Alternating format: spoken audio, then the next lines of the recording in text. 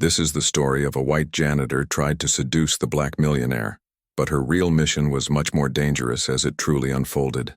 The marble floors of Sterling Industries gleamed under the harsh fluorescent lights at 3 a.m, reflecting the silhouette of a woman pushing a cleaning cart down the empty corridor.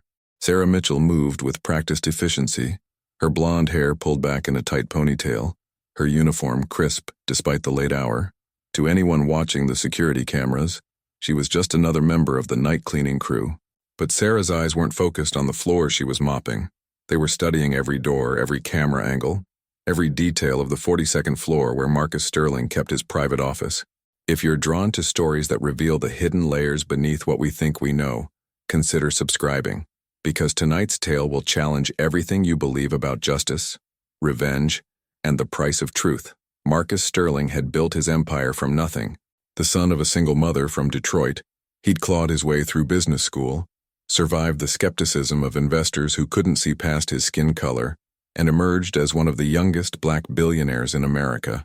His success story was the kind that graced magazine covers and inspired documentaries.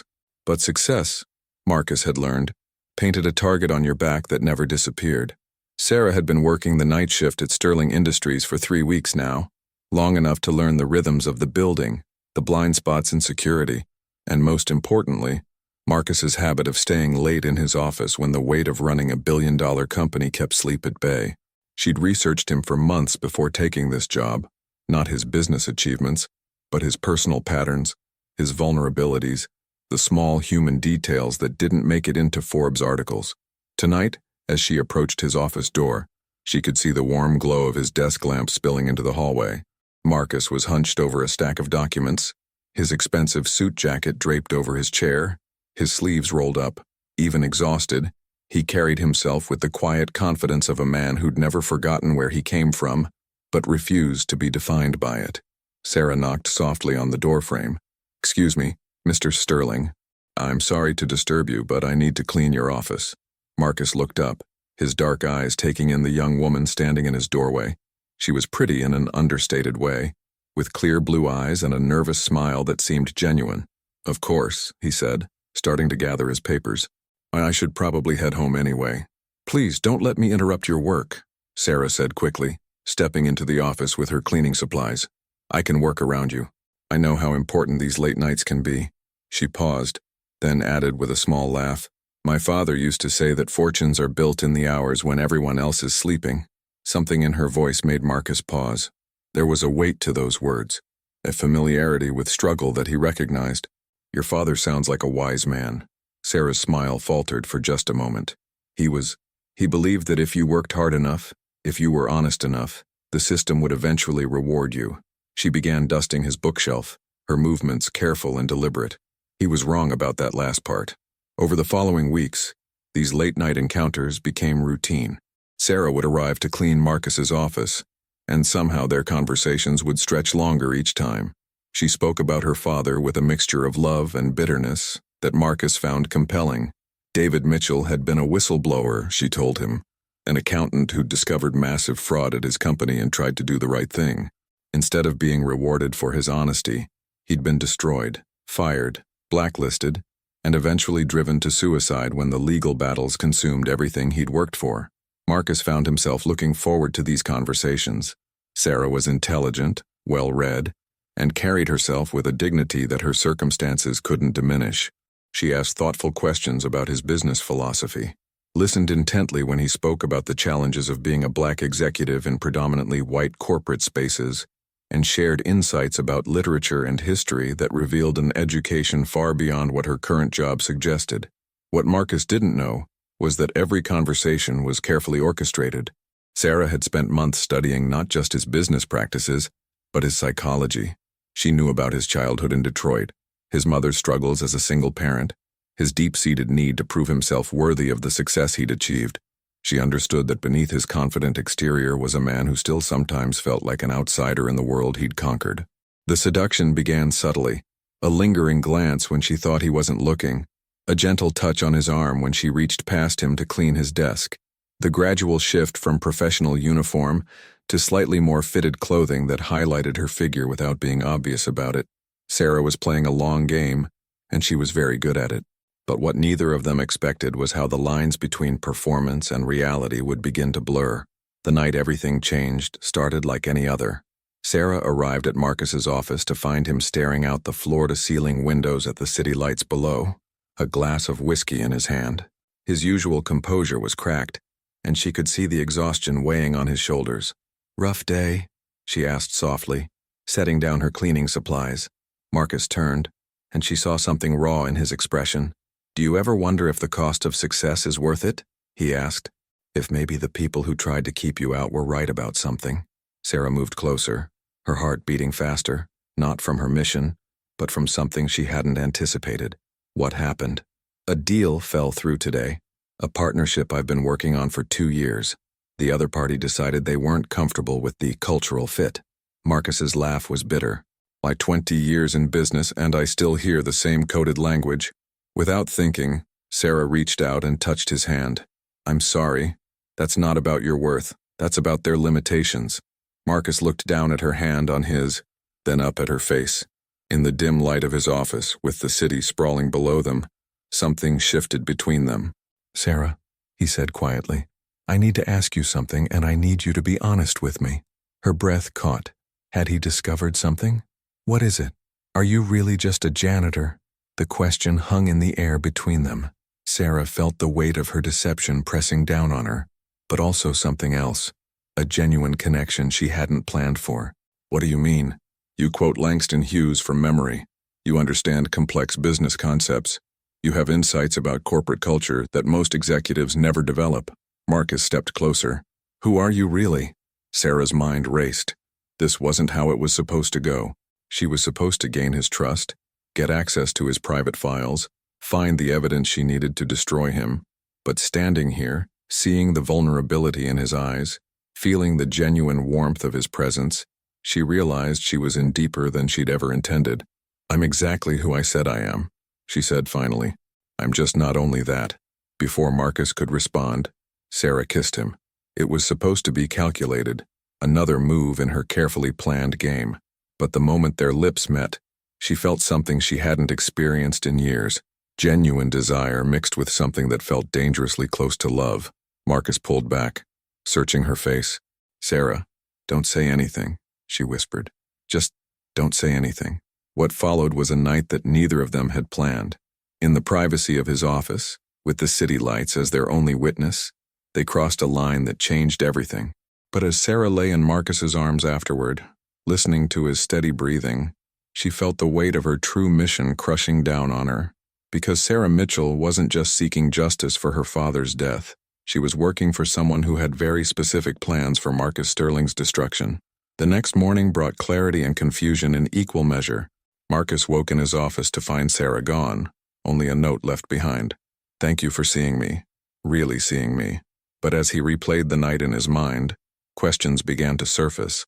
Her responses had been too perfect, her timing too convenient, and there had been something in her eyes during their most intimate moments, not deception exactly, but a kind of desperate sadness that didn't match the passion they'd shared. Meanwhile, Sarah sat in a coffee shop across the city, staring at her phone, 3 missed calls from her handler, a man she knew only as Thompson. She'd been supposed to plant surveillance equipment in Marcus's office last night, to copy files from his personal computer while he slept. Instead, she'd done something far more dangerous. She'd allowed herself to feel something real. Her phone buzzed with a text.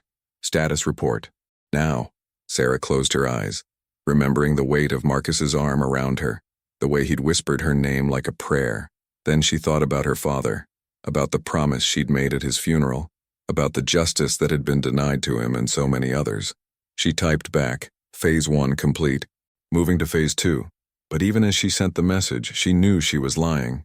Phase 2 was supposed to involve blackmail, using their night together to compromise Marcus, to force him into a position where he'd have to choose between his reputation and his company.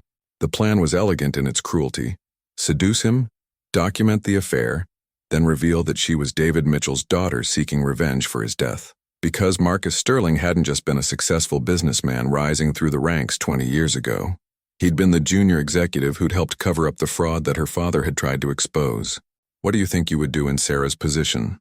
Follow through with a plan for justice or trust in the possibility of something real with the man you were supposed to destroy.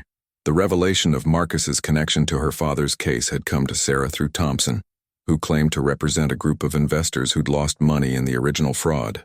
They'd spent years tracking down everyone involved in the cover-up, and Marcus Sterling, then Marcus Williams, a young, ambitious executive trying to make his mark, had been instrumental in discrediting her father's claims. But as Sarah dug deeper into the case files Thompson had provided, she began to notice inconsistencies, details that didn't quite align, testimonies that seemed too convenient, evidence that felt manufactured. The more she investigated, the more she suspected that Thompson's version of events wasn't the complete truth. The breakthrough came when she accessed Marcus's personal files, not through seduction or theft, but through a moment of trust that shattered her world. 3 days after their night together, Marcus had asked her to stay after her shift ended. "I've been thinking about what you said," he told her, "about your father believing the system would reward honesty. I want to show you something." He led her to a private safe behind a painting in his office, entering a combination with steady fingers. Inside were dozens of files, documents, and what looked like evidence from legal cases. "This is why I really work late so often," Marcus said quietly. "For the past 15 years, I've been funding a foundation that helps whistleblowers and their families. People like your father who tried to do the right thing and got destroyed for it."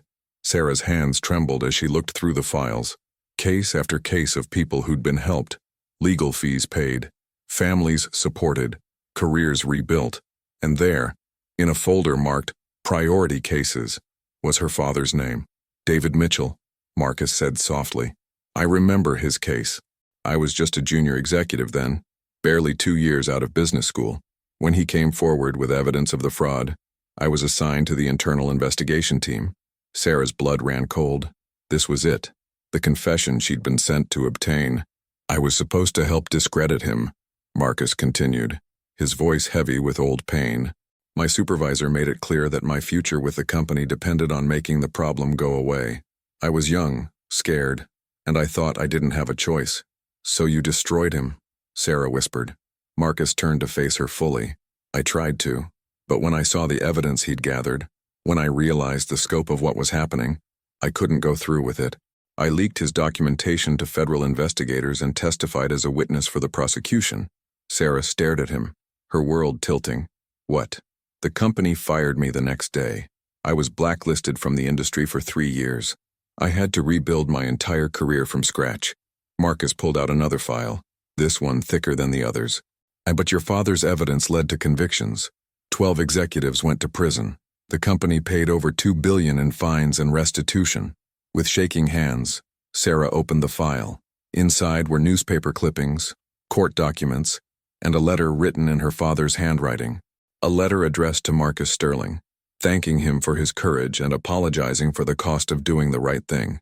"Your father didn't kill himself because he was destroyed," Marcus said gently. "He killed himself because he felt guilty that his actions had cost me my career. He blamed himself for what happened to me, even though I told him repeatedly that I'd made my own choice." Sarah sank into a chair, the weight of the truth crushing her. Everything Thompson had told her was a lie. Marcus hadn't been part of the cover-up. He'd been the one who'd helped expose it. Her father hadn't died feeling betrayed by the system. He'd died feeling guilty about the collateral damage of his honesty. "Why didn't you tell me this before?" she asked, her voice barely audible. "Because I didn't know who you were until yesterday," Marcus said. "When you mentioned your father's name, when you talked about his belief in the system, I started to wonder. I had my security team run a background check." Sarah's heart stopped. I know that Sarah Mitchell is David Mitchell's daughter. I know that you have a master's degree in business administration and a law degree from Georgetown. I know that you've been working as a janitor here for 3 weeks under a false employment history." Marcus sat down across from her. "What I don't know is why." The moment of truth had arrived, but not in the way Sarah had planned.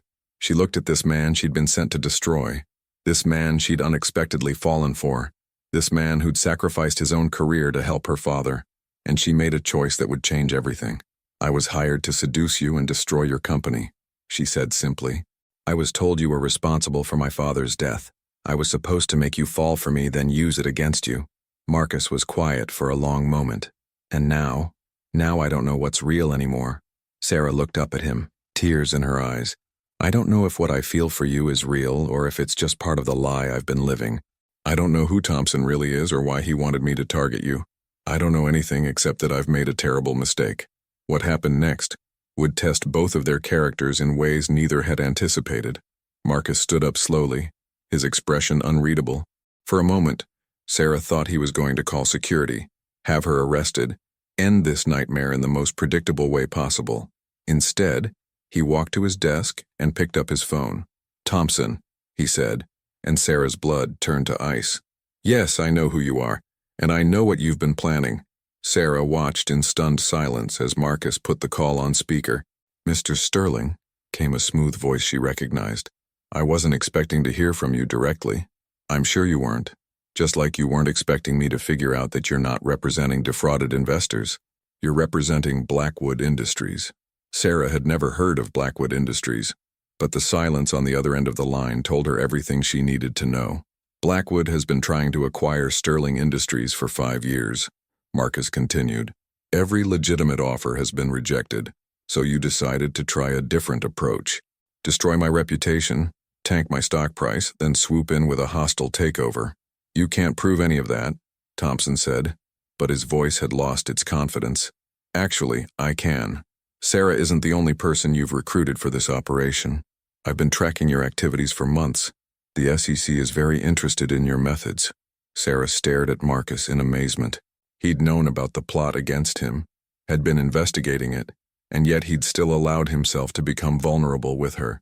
The realization of what that meant, the trust he'd shown, the risk he'd taken, overwhelmed her. "Sarah," Thompson's voice cut through her thoughts. "If you're listening to this, remember what we discussed. Remember what you owe your father." "My father," Sarah said, finding her voice, "would be ashamed of what I've done, and he'd be proud of what Marcus did for him." She reached over and ended the call. The silence that followed was heavy with possibility and fear. Marcus and Sarah looked at each other across the expanse of his office, two people who'd found something real in the middle of an elaborate deception. "So what happens now?" Sarah asked. "Now," Marcus said, "we figure out how to stop Blackwood Industries from destroying other people the way they tried to destroy us. And we figure out if what we found together is strong enough to survive the truth."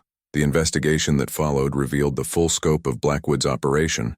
Thompson, whose real name was Richard Hayes, had been recruiting people with grievances against Sterling Industries, executives and business partners. Sarah was just one of dozens of operatives planted throughout Marcus's professional and personal life. The plan was to create scandals, leak confidential information, and manipulate stock prices to force a buyout, but Marcus had been building his own case, working with federal investigators to document the conspiracy. Sarah's confession provided the final piece of evidence they needed to bring down the entire operation. The trial made national headlines. Richard Hayes and 6 Blackwood executives were convicted of securities fraud, conspiracy, and racketeering. The company was fined into bankruptcy, and its assets were distributed to the victims of their various schemes.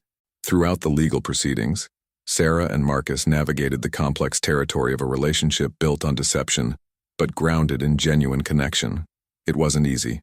Trust, once broken, required constant rebuilding, but they both recognized something rare in what they'd found: a love that had survived the worst possible circumstances and emerged stronger. 6 months after the trial ended, Sarah stood in the same office where everything had begun, but now as Marcus's business partner rather than his would-be destroyer. They'd used the settlement money from the Blackwood case to expand the foundation that helped whistleblowers, creating a legal defense fund and support network that her father would have been proud of. "Do you ever regret it?"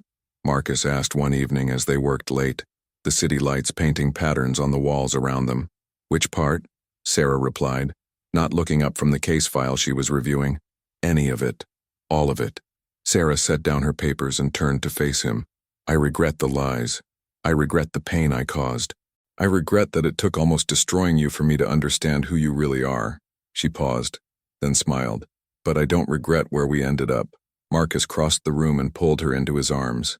"Your father would be proud of you, you know, not for the revenge plot, but for choosing truth over vengeance when it mattered most." "I hope so," Sarah whispered against his chest. "I really hope so." As they stood together in the office where their story had begun, surrounded by files representing people they'd helped and justice they'd served, Sarah realized that her father had been right about one thing. The system could reward honesty. It just sometimes took longer than expected, and the reward wasn't always what you thought you wanted.